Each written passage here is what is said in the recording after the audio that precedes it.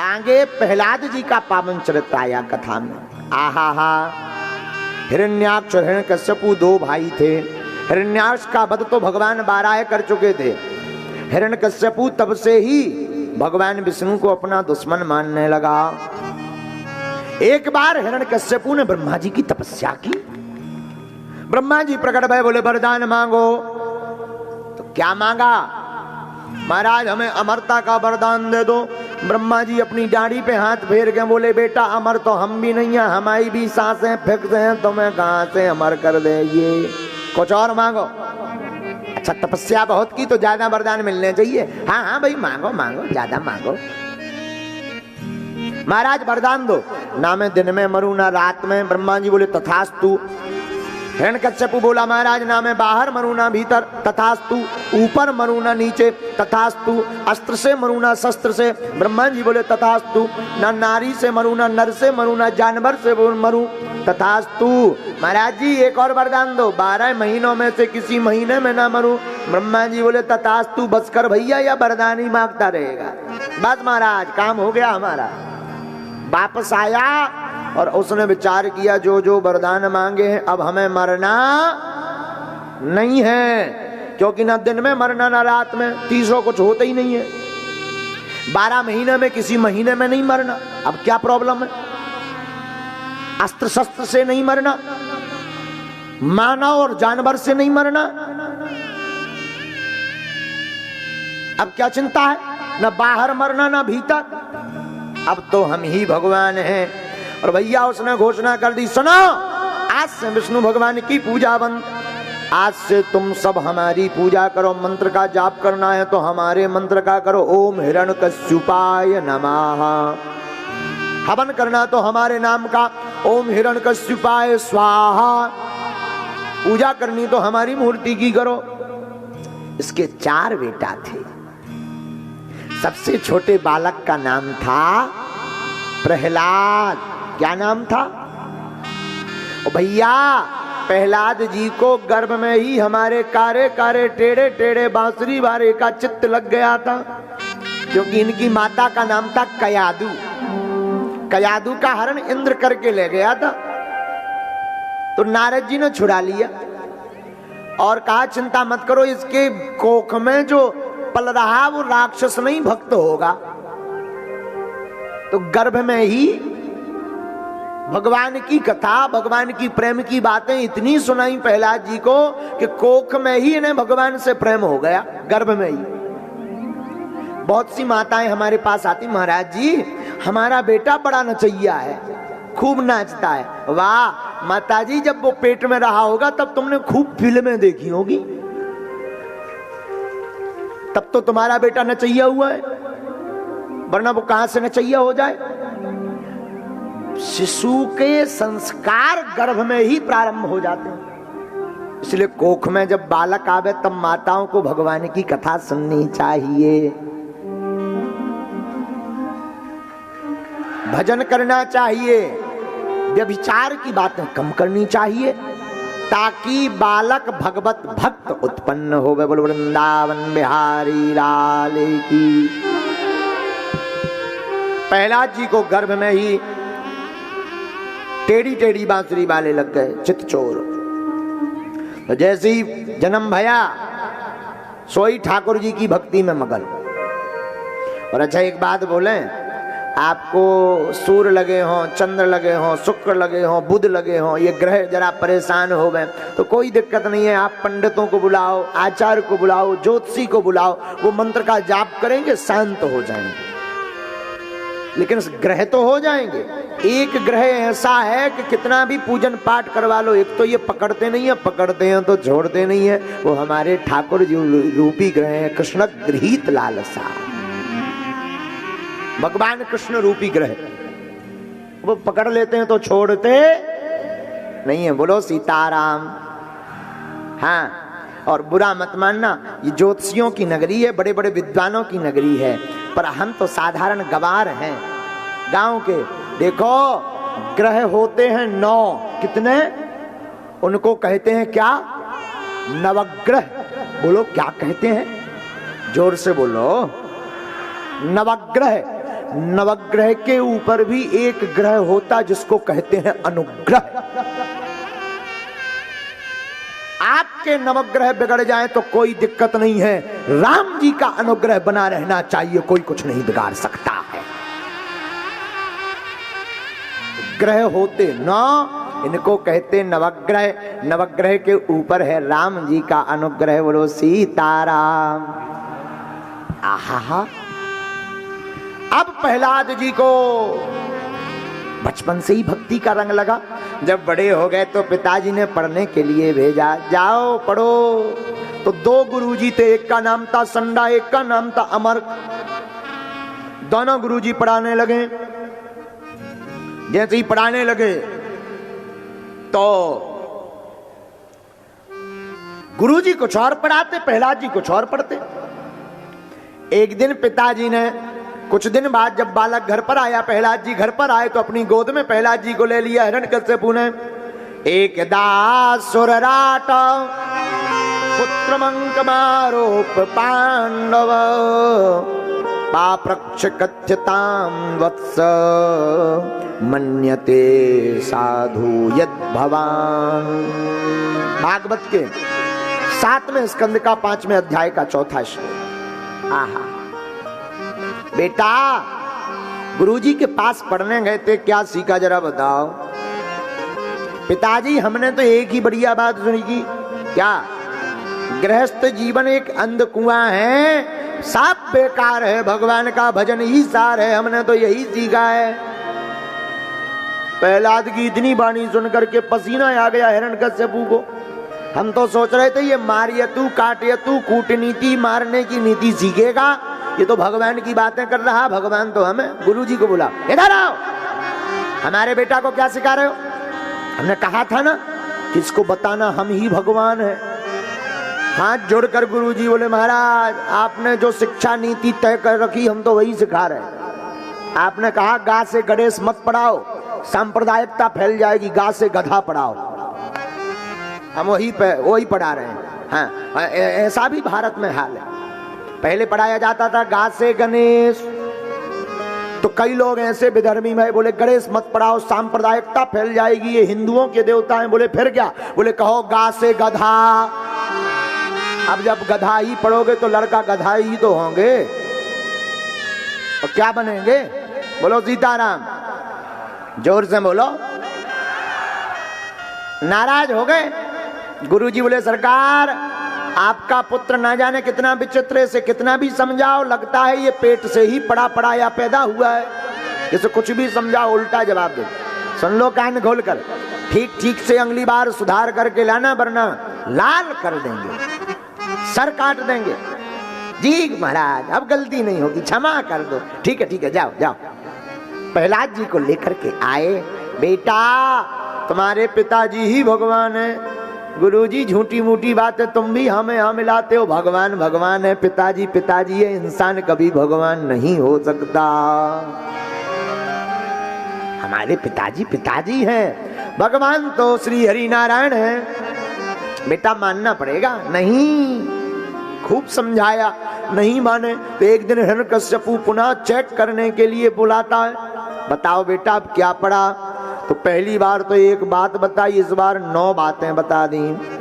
श्रवणम कीर्तनम विष्णु स्मरणम पादु सेवनम अर्चनम वंदनम दास्यम सत्य आत्मनिवेदनम। 9धा भक्ति के बारे में बता दिया। लगेंगे भैरव पूजन करवा दें, आशीर्वाद है। गुरुजी एक बार आप मेरे सपने में भी आ चुके हैं। जी गुरुजी, अभी हम लोग आपके वहाँ धाम पे आने वाले थे, लेकिन तब तक हम लोग को पता चल गया कि आप यहाँ आ रहे हैं। उन्हें भेज देना, दोनों आना, हम कवच दे देंगे। जी। कोई तंत्र नहीं आया है, लेकिन थोड़े से गलत निर्णय हो जाते हैं जी, जिस कारण से दिक्कत आई है। मन में संदेह लग रहा था कि किसी का कुछ किया हुआ। नहीं, कोई तंत्र नहीं आया, हमने जवाब दे दिया, कोई तंत्र नहीं। भैरव पूजा करें, आशीर्वाद। जी, जय श्री राम। जय श्री राम, खुश रहो।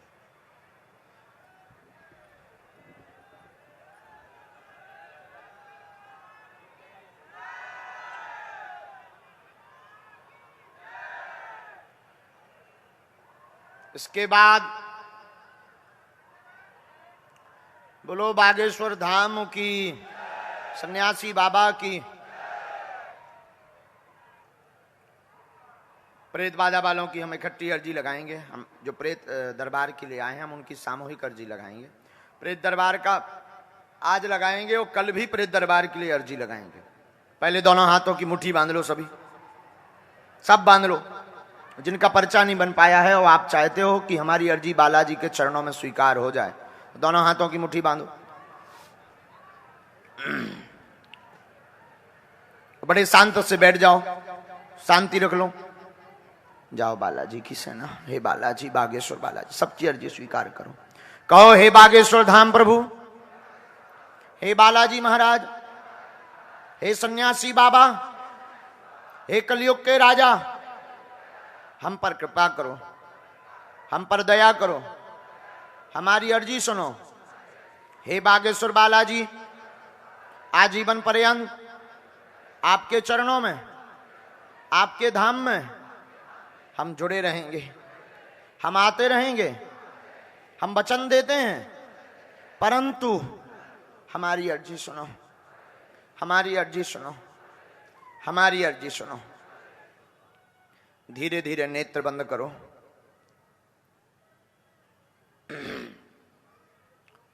सब बोलेंगे ओम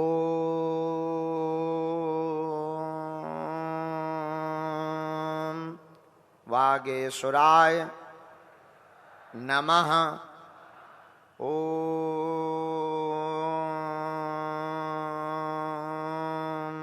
वागेश्वराय नमः।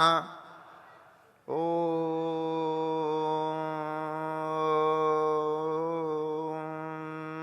वागेश्वराय नमः। ओम हम हनुमते नमः। ओम हम हनुमते नमः। ओम हम हनुमते नमः। ओम हम हनुमते नमः। ओम हम हनुमते नमः। ओम सन्यासी देवाय नमः। ओम सन्यासी देवाय नमः। ओम सन्यासी देवाय नमः। यह ऐसा अचूक उपाय है जो आप कर रहे हैं। जिन भक्तों की अर्जी नहीं लग पाती है, पर्चा नहीं बन पाता है, वो अगर इस उपाय को करें, लहसुन प्याज मांस 15 बंद रखें, घर पर प्रतिदिन एक माला ओम बागेश्वराय नमः मंत्र की करें, बागेश्वर बालाजी का चित्र रखें, 1, 2, 3 या 4 महीने में एक बार जाकर बागेश्वर धाम की पेशी करें, तो जो अर्जी लगाएंगे वो 100% कृपा। जो घर बैठे हुए लाइव देख रहे हैं बागेश्वर धाम के चैनल पर, इस प्रयोग को अगर नहीं कर पाए तो आप कल इस प्रयोग को कर सकते हैं। और सबको कल यह अर्जी विशिष्ट अर्जी है, ये सबको आप लोग बता दें तो घर बैठे हुए भी इस अर्जी को आप सब लगा सकते हैं। 3 बार मन ही मन अपने प्रश्न को बोलिए। ऐसा करने से बागेश्वर बालाजी की सेना पहुंच जाएगी। 3 बार अपने प्रश्न को बोलें। ओम ओम ओम। कहो, हे बालाजी, हे सन्यासी बाबा, हे विश्वनाथ भगवान, यह हमारी अर्जी स्वीकार करो, यह हमारी अर्जी स्वीकार करो। धीरे धीरे नेत्रों को खोलो। दाहिने हाथ की मुट्ठी का सीधा उतारा सिर से 7 बार करो और बालाजी के चरणों की तरफ छोड़ दो। बाएं हाथ की मुट्ठी का उल्टा उतारा करो एंटी क्लॉक में और इसे भी बागेश्वर बालाजी के चरणों की तरफ छोड़ दो।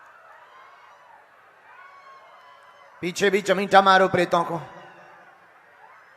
पीछे और ज्यादा मारो, पीछे और ज्यादा मारो। प्रेत रोगियों को छूना नहीं है अदर व्यक्ति को,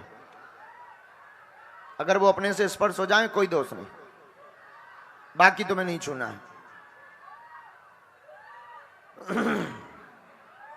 जितने प्रेत बाधा के रोगी हैं, इनके जितने कुल के देवता हैं, उनकी शक्ति बढ़ाई जाए, इन्हें मार लगाई जाए। राम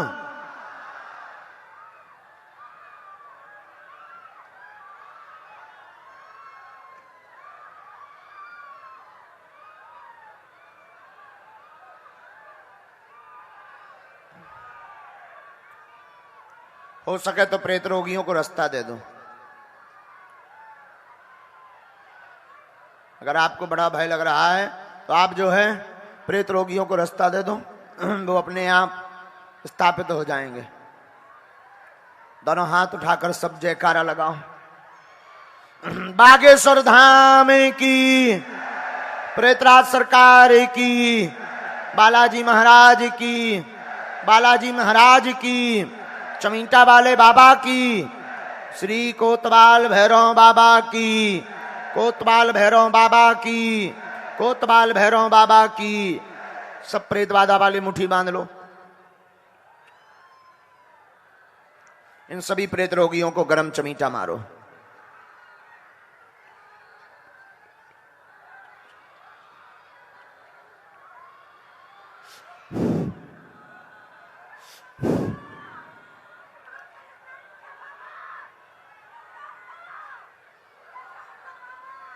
ऐसे कैसे छोड़ दो।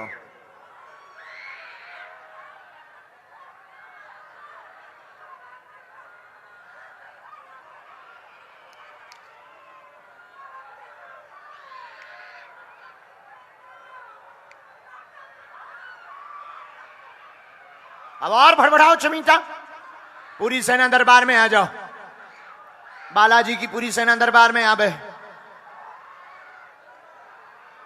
मार मारो के इनको।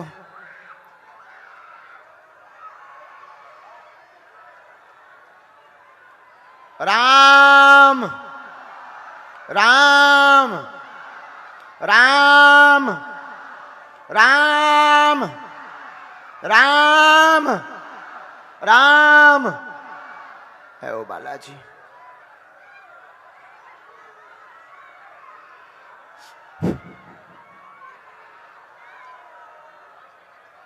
बैठ जा शांत, पालथी मार के बैठ जा।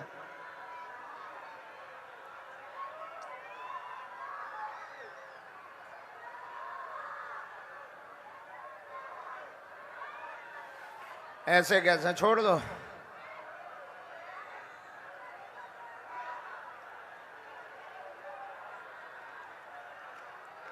कल भी 10:30-11 बजे दरबार प्रारंभ हो जाएगा। और आज कथा में कौन कौन आ रहा है? 4 बजे। कथा भी सुनो पागलो। क्या सुनो?